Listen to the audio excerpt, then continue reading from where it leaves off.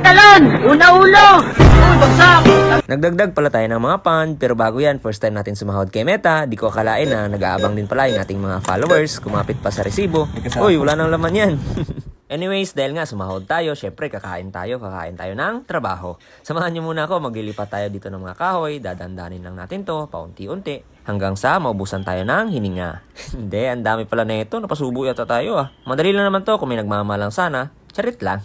Mahirap talaga maging mahirap. Pero ganyan talaga ang buhay. Mahirap pag walang tanduay. Hindi tayo iinom. Imbes na straight yan, baka hindi pa maintindihan. Lagyan na rin natin ng bubong para hindi mabasa ng ulan. Pero ito talaga yung hindi maintindihan. Hindi ko alam kung saan mag-uumpisa. Siguro umpisa natin sa pagtagay muna. Balakid pa sa atin tong putol na kahoy na to. Buti na lang buhay pa yung pamana na espada ni Lolo. Dumagdag pa tong dating poste. Hugutin ko pa sana. Kaso di pala tayo si Thor. Si Bon lang pala tayo. Pero sisiw lang sa atin yan.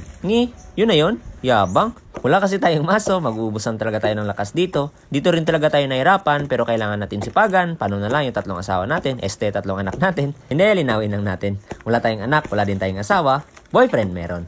Hindi, joke lang po. Dapat masaya lang tayo dito. At yun na nga, buti sumuko na rin. Kailangan na natin patagin to. Naglagay na rin tayo ng lupa. Ewan ko ba kung bakit hindi. Ewan ko ba kung worth it pa rin ba yung pagod natin dito. Pero nung nakita na natin na medyo pumantay-pantay na, parang gusto ko na lang magpahinga. Hindi, maglalagay pa tayo ng buhangin para mas pumantay at mas maganda tignan. Naglagay na rin tayo ng sunshade at kahit papano makinis na rin yung pagtitirikan. Sakto at dumating na rin yung in-order natin na trapal pan. Nagulat tayo sa quality ng ating in-order, makapal at matibay. Saka marami din silang binibigay na lubid. Sobra-sobra naman to para sa leeg ko yata yung iba ha. Kung gusto mo pala bumili neto, huwag mo na pahirapan sarili mo. Nasa comment section yung link. Ayos na rin to kahit ikaw lang mag-isa ay kayang-kaya mo na rin i-set up. Kailangan mo lang ng mga poste at konting pokpok lang ay natapos na rin kaagad. Maganda dahil makapal at may butas na rin, pwedeng matalian. Nilatag natin para makuha natin yung space at mapagkasya sila. Huwag nyo na rin kalimutan na isabon. Siguro nasa 10 minutes lang sa bawat pan sa pagsiset up ay ayos na rin. Naglagay na rin kagad tayo ng tubig.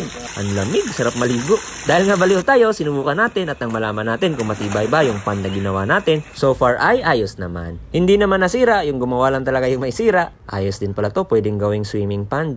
Naglagay na rin pala tayo ng mga aquatic plants, magre-release na rin tayo ng ating mga Krailings. Kung maalala nyo, ito yung anak ng ating white times pink na 363 Krailings. Ito na sila ngayon, naging red at naging red swamp. Dito naman sa kabila is yung kasabayan niya na nag-hatch, itong ating BK times red swamp na Krailings. At sinama na natin itong anak ng ating Pacific blue times orange ghost. Total, magka-same size lang naman sila. Dito sa pangatlo, yung ating mga ghost, orange ghost at mga red swamp. Ginabukasan, naglagay na tayo ng net kontra sa ibon. Ginawa na nating parang kortina. Iba talaga pag ginamitan ng teknolohiya.